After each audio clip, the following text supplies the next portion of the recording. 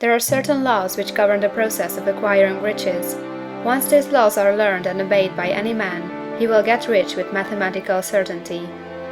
The ownership of money and property comes as a result of doing things in a certain way.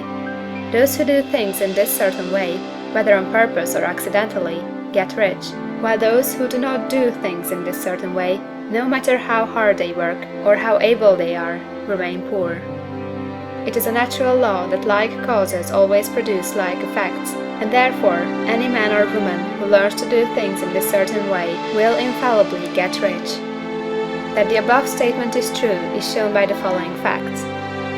Getting rich is not a matter of environment, for if it were, all the people in certain neighborhoods would become wealthy, the people of one city would be all rich, while those of other towns would all be poor, or the inhabitants of one state would roll in wealth, while those of an adjoining state would be in poverty. But everywhere we see rich and poor living side by side, in the same environment, and often engaged in the same vocations. When two men are in the same locality and in the same business, and one gets rich while the other remains poor, it shows that getting rich is not primarily a matter of environment. Some environments may be more favorable than others, but when two men in the same business are in the same neighborhood, and one gets rich while the other fails, it indicates that getting rich is a result of doing things in a certain way.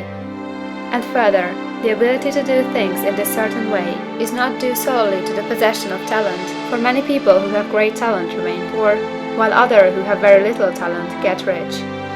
Studying the people who have got rich, we find that they are an average lot in all respects, having no greater talents or abilities than other men. It is evident that they do not get rich because they possess talents or abilities that other men have not, but because they happen to do things in a certain way. Getting rich is not the result of saving or thrift. Many very penurious people are poor, while free spenders often get rich. Nor is getting rich due to doing things which others fail to do. For two men in the same business often do almost exactly the same things, and one gets rich while the other remains poor or becomes bankrupt. From all these things, we must come to the conclusion that getting rich is the result of doing things in a certain way.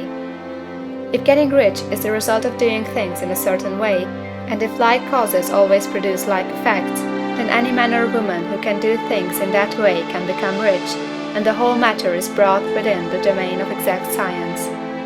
The question arises here whether this certain way may not be so difficult that only a few may follow it. This cannot be true, as we have seen, so far as natural ability is concerned.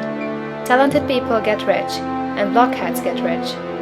Intellectually brilliant people get rich, and very stupid people get rich. Physically strong people get rich, and weak and sickly people get rich. Some degree of ability to think and understand is, of course, essential. But in so far natural ability is concerned, any man or woman who has sense enough to read and understand these words can certainly get rich. Also, we have seen that it is not a matter of environment. Location counts for something. One would not go to the heart of the Sahara and expect to do successful business. Getting rich involves the necessity of dealing with men, and of being where there are people to deal with.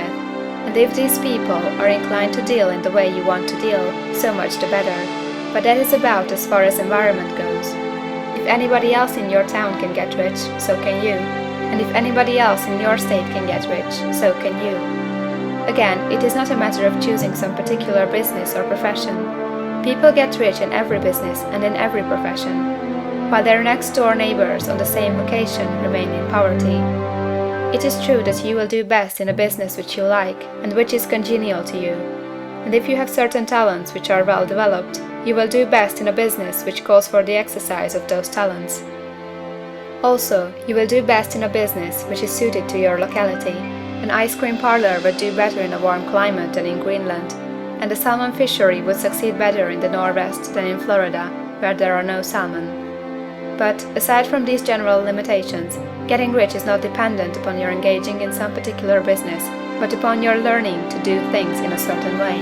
If you are now in business and everybody else in your locality is getting rich in the same business while you are not getting rich, it is because you are not doing things in the same way that the other person is doing them.